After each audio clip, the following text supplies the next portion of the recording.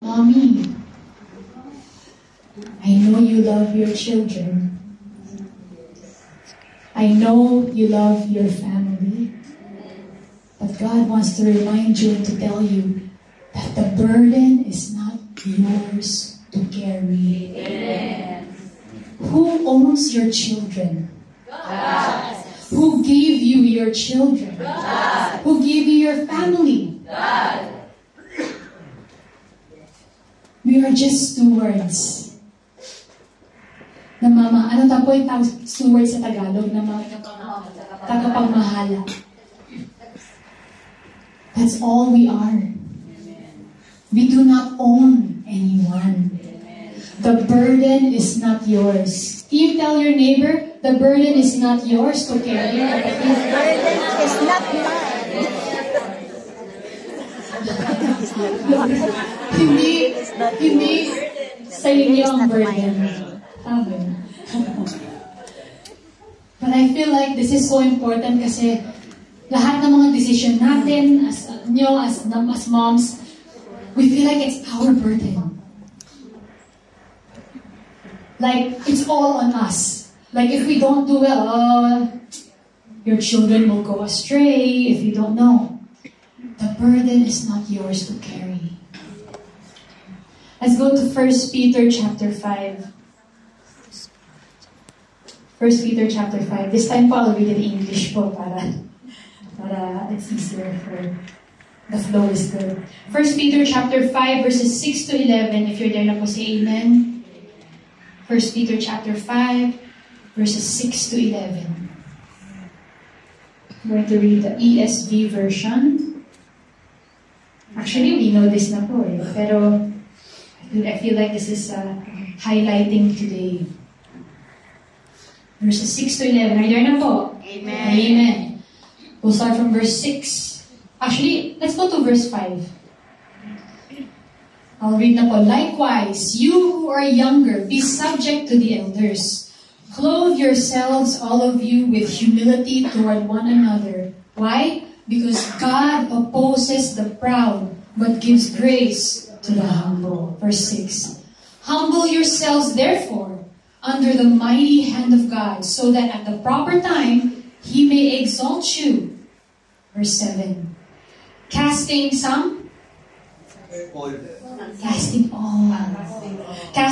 all your anxieties on Him, because He cares for you. Amen. Verse 8.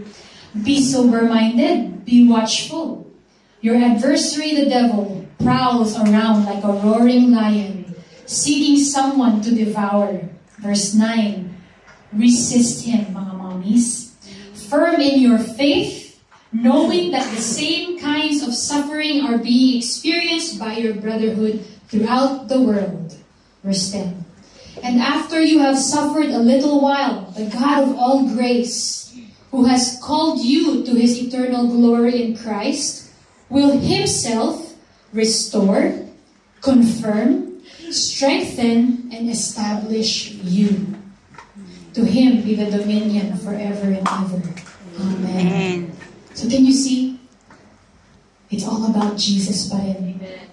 So when you carry the burden, it's all about you. I can do it. I have the strength. But who gave you the strength? Jesus. And I just want to go through the flow po. Ang galing po talaga yung inspiration ni Lord kay Peter when he wrote this. If you go through the flow of this verses, the verses that we just read, that's the order it's supposed to be. Verse 6, humble yourselves. How can you cast your cares? How can you give your burden to Jesus pag hindi tayo humble? We have to start, mga moms, everyone, we have to start with the fact that we know we cannot do anything. We cannot do anything. You think you can do something, but you cannot do anything. Sabi nga po sa John chapter 15, sabi ni Jesus, for apart from me, you can do nothing. Yung context po po of that verse is about bearing fruit. Right? Without, if you're not abiding in the vine, you cannot bear fruit. Diba? Fruit. Love, joy, peace, patience, kindness, all that. But also after that, Jesus says, for apart from me, you can do nothing. Hindi kayo magbe-bear ng fruit. He said, nothing. I take that literally. I cannot brush my teeth without Jesus. I cannot put on my shoes without Jesus. I cannot look at my sister without Jesus. For apart from me, Jesus said, you cannot do anything. I will take it literally because the Bible is more true than everything that I know. So I encourage you po, apart from God, you cannot do anything. Kaya, Maria, that's the first step, is to humble ourselves under the mighty hand of God. To say, Lord, paano to? Lord, parang imposible. Parang walang solusyon, Lord eh.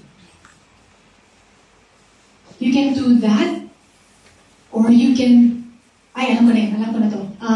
Yung last time na ginawa ko, nag-work naman eh. Try ko ulit.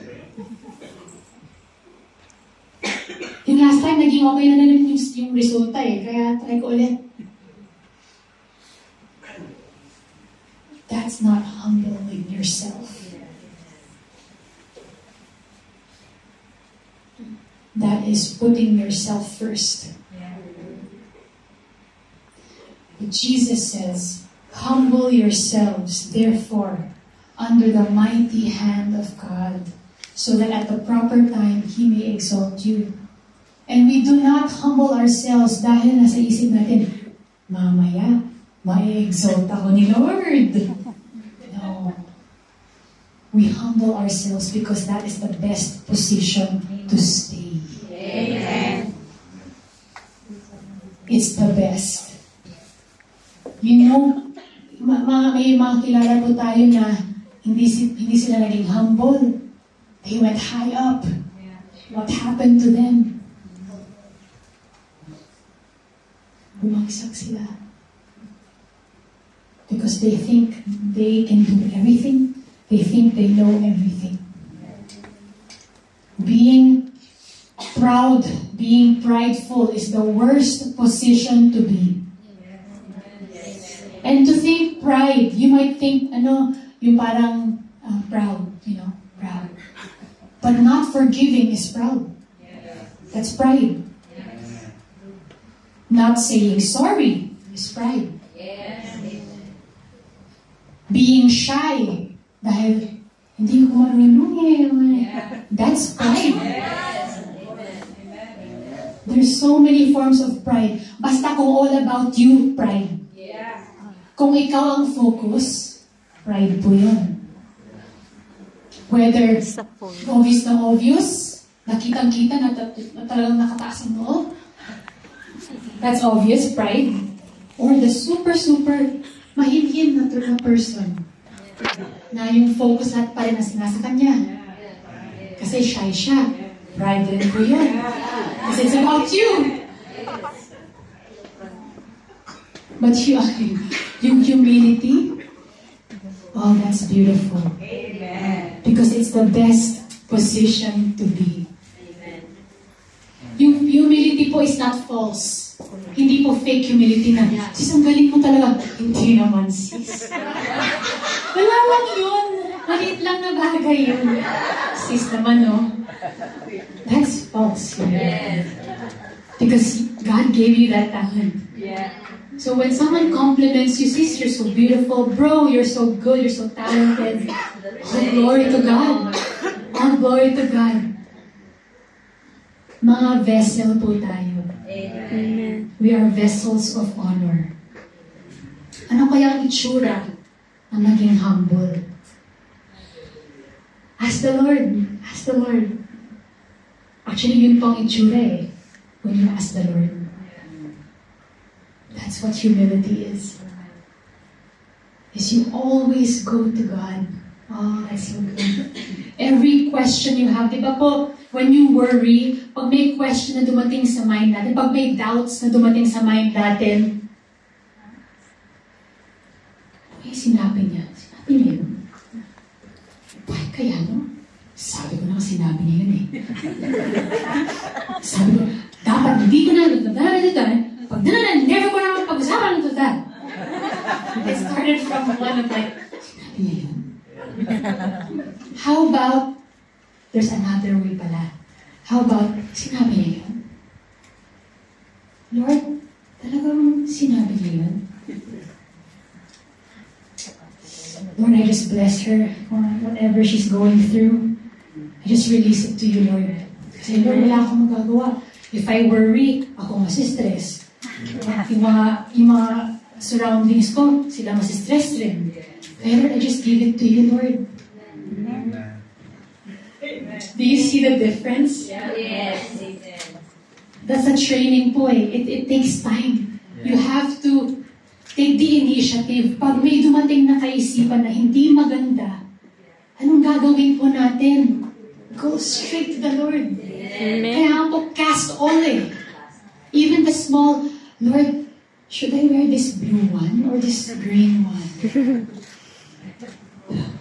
Even those things, if it bothers you, kasi cast all your anxiety. Kung nabother kayo sa anong susuotin natin, ask the Lord. Cast all. Amen. Let's take it literally, kasi all means nothing more. Di ba po? So even the smallest problems, Mommy, I need shoes kasi for my running. Ganun ba? Sige na, wait lang. Gagawin ko,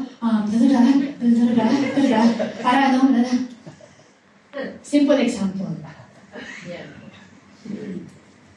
But instead of that, instead of doing what you think is right, even the simplest things, Lord, my daughter needs shoes. Lord, I trust that you will provide. Even you know our needs even before we ask you. So Lord, I thank you for the shoes that you will give my child. Amen. Do you see the difference, po? You will probably grow one wrinkle just from worrying about how to provide for your children's needs. One wrinkle. But if you ask the Lord, if you cast all your anxieties on Him, why? Because He cares for you. Amen. He cares for you, mga kapatid. Do you know that? Amen. Imagine your child never going to you pag may problema. Malalaman mo na lang 10 days later.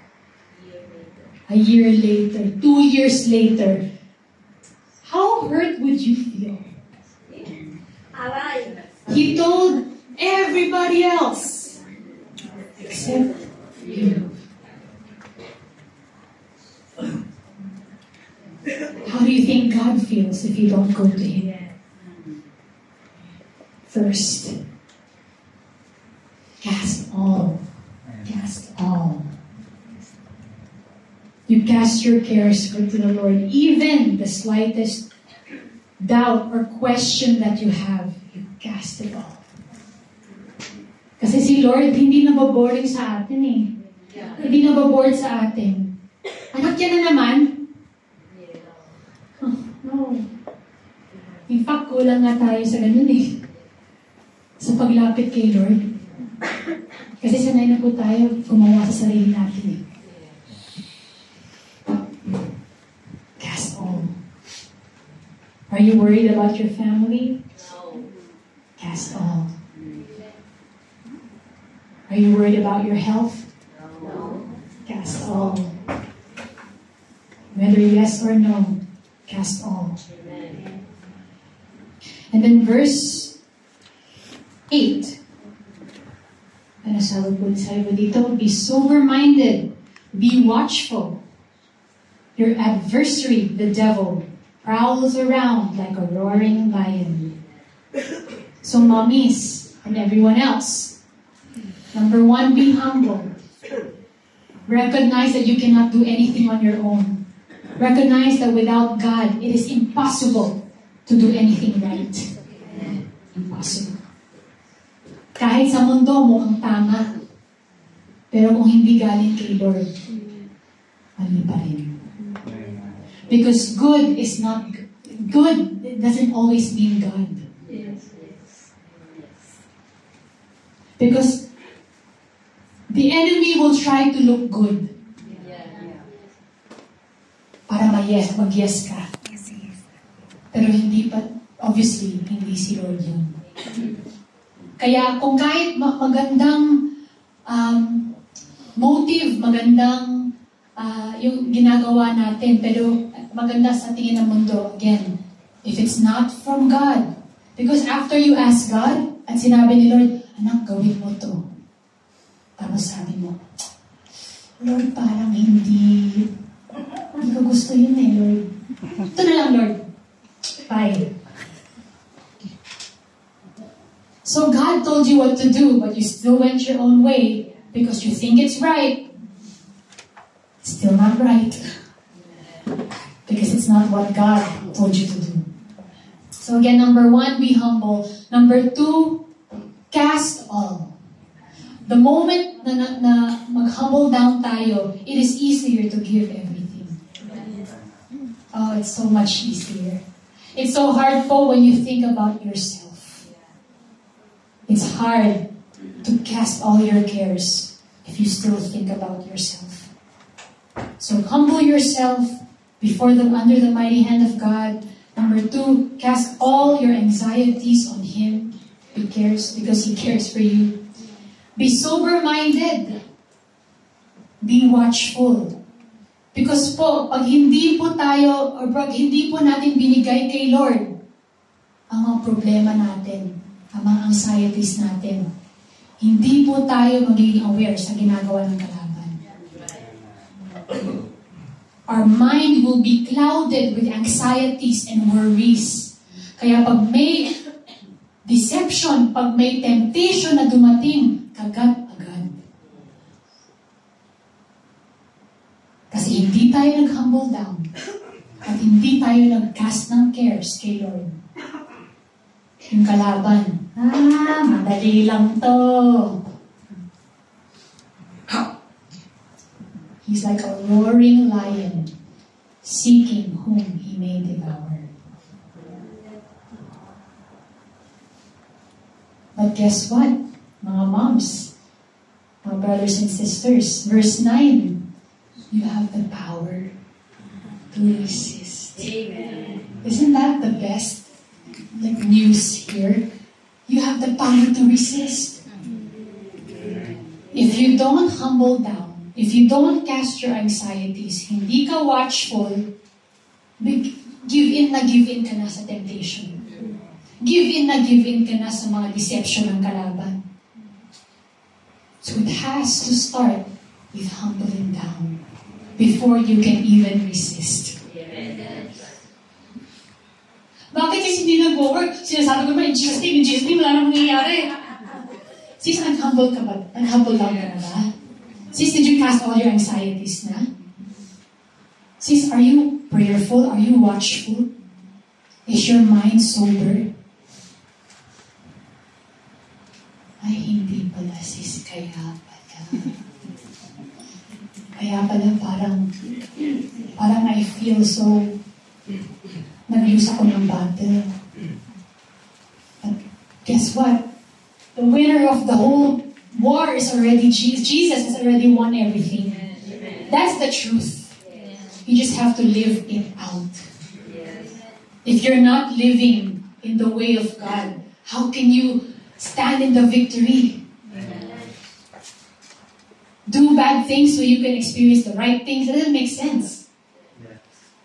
Walk in the right way so you can reach the right destination. The Lord has already prepared the path for you, mga kapatid. Walk in it.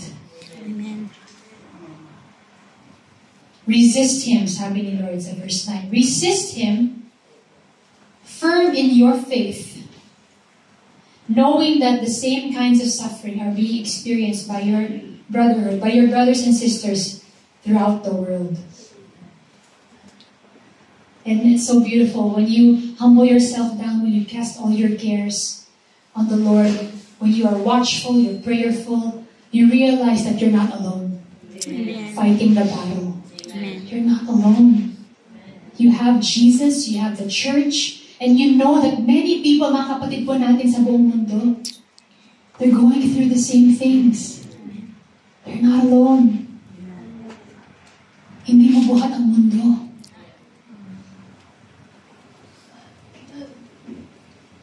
And then verse 10. And after you have suffered a little while. So, there's some words here about suffering. So there will be suffering.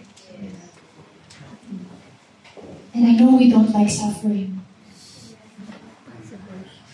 But if we suffer for Jesus, it's worth it. There's pain. I know there's pain. But Jesus is with you. Amen. In the pain. And after you have suffered a little while, the God of all grace, who has called you to his eternal glory in Christ, will himself restore, confirm, strengthen, and establish you. You humble yourself. You cast all your anxieties upon the Lord. You are watchful. You are prayerful. You are sober. You resist the devil. You may suffer a little while, but God himself will strengthen you. Amen. God himself. Hindi lang po strengthen, it says here, God himself will restore. He will confirm. He will strengthen. And he will establish you. Amen. What does it mean by establish? It means kung dating unstable ka, he will establish you to be firm. Firm, standing in his promises. Rooted. Rooted. So what's the first thing again? If you really want to be victorious in this life, in this Christian life. Humble yourselves. Number 2. Number 3. Power to resist the devil. Amen. Yes, and Power to resist resist the the devil. devil. Thank you, Lord, for giving us the solution. Lord, I know my sisters, the moms here, and everyone, the parents, my brothers and sisters, we go through so many issues, Lord. And the issues are always changing. From the time that we were young until now, there's always issues. But we thank you that the answer never changes. Amen. The solution is always there, consistent. And that's you, Jesus. So I thank you, God, that you have given us the grace to be humble. You have given us the grace to cast all our cares upon you. You have given us the grace to be watchful, to be sober-minded. Amen. You have given us the grace to resist the devil. Yes, Lord. Thank you, Lord, na wala nang kapangyarihan ng kalaban. Amen. Thank you, Lord, that you have given us all authority Amen. to trample over snakes and scorpions and all the power of the enemy. Thank you, Jesus. Thank you, Jesus. Thank you for our moms here today, Lord. Lord, we bless them. We thank you, Lord God, that they are going to know what to do the moment any situation happens. And that is to turn to you agad-agad, Panginoon. Amen. Right away to seek your face. Amen. And that they will not worry, they will not fear, because they know that you are their God. Amen. So we give you all the praise, all the glory and honor. In Jesus' name, your church will say, Amen.